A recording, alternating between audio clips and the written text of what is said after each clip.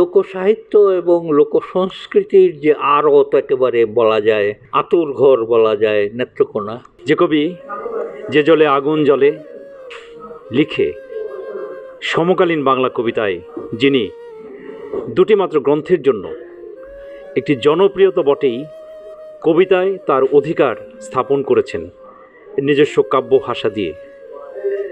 লিখতে আসছেন 70-এর দশকে, কিন্তু সমকালীন বাংলা কবিতার অত্যন্ত গুরুত্বপূর্ণ কবি তিনি। তার কবিতা প্রচুর পাঠক, শুধু পাঠক নয়, তার যে কবিতার যে মানদণ্ড সেখানে কিন্তু অনেক উঁচু স্তরে বাংলা কবিতায় তিনি একটি মাইল ফলক তৈরি করেছেন। আমার জন্ম শহর হচ্ছে নেত্রকোনা। নেত্রকোনা থেকে 10-12 মাইল দূরে আমাদের গ্রামের বাড়ি, আটপাড়া থানায় বর্তলি গ্রাম। ওখানেই আমার জন্ম, কিন্তু আমার পড়াশোনা, শৈশব, কৈশোর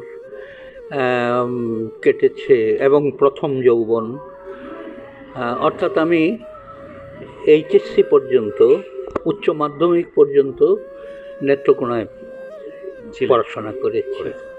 আমাদের এলাকা একটু হিন্দু প্রধান এলাকা ছিল, ফলে সাহিত্য, সংস্কৃতি, বিশেষ করে সঙ্গীতে, তো এই লোকসাহিত্য এবং লোকসংস্কৃতির যে আড়ত একেবারে বলা যায়, আঁতুড়ঘর বলা যায় নেত্রকোনা, সেইখানে কেটেছে আমার শৈশব, কৈশোর এবং প্রথম যৌবন। Double million offer Walton fridge কিনে পেতে পারেন 20 লক্ষ টাকা, রয়েছে কোটি কোটি টাকার নিশ্চিত উপহার। একটু জানতে চাই যে আমার পারিবারিক একটু পরিচয়টা একটু। পারিবারিক, আমার নেত্রকোনার যে সবচেয়ে প্রাচীন এবং বিখ্যাত স্কুল হচ্ছে দত্ত হাই স্কুল। আমার আব্বা সেই স্কুলের শিক্ষক ছিলেন,